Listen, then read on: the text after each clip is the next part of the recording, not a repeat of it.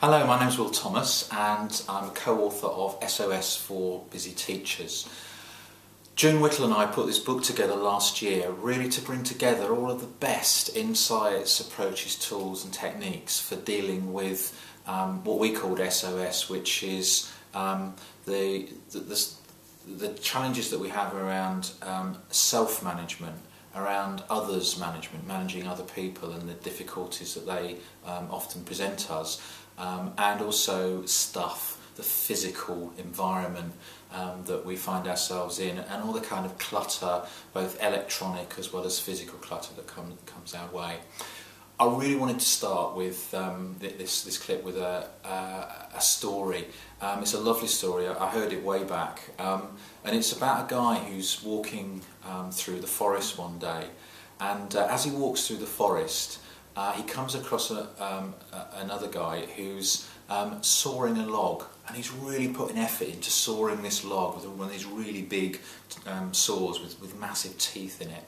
And as he's sawing this log, the sweat is pouring off him, and he's panting, and he's really struggling his way through this log. So this guy that's walking through the forest just steps back for a moment and he watches this happening. And after a little while of watching and puzzling and thinking, he walks up to the guy with the saw and he says, "Excuse me, can I just stop you for a moment?" So the guy stops. He says, "What are you doing?" And the guy says, "I'm trying to cut through this log." And then he starts going again, cutting through this log. And the guy who'd been walking through the forest says to him, well, it looks like so much effort to be doing this, and this guy is sawing away and he's sawing away and talking, and he's saying, "Yeah, it is. It's really hard work. I just got to get through this log."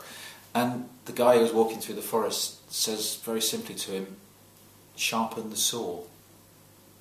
And the guy is running backwards and forwards with the saw, and his sweat's pouring off him, and he says, "I don't have time to sharpen the saw. I've got to get through this log." Now, to us, that story epitomises the way that we often manage ourselves, other people and stuff.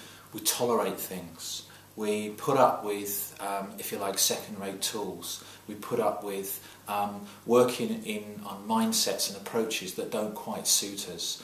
So one of the first things to consider as you approach remodelling, reshaping, or for some of you just tweaking the way that you manage self, others and stuff, is to take a pause, to stop, to sharpen the saw.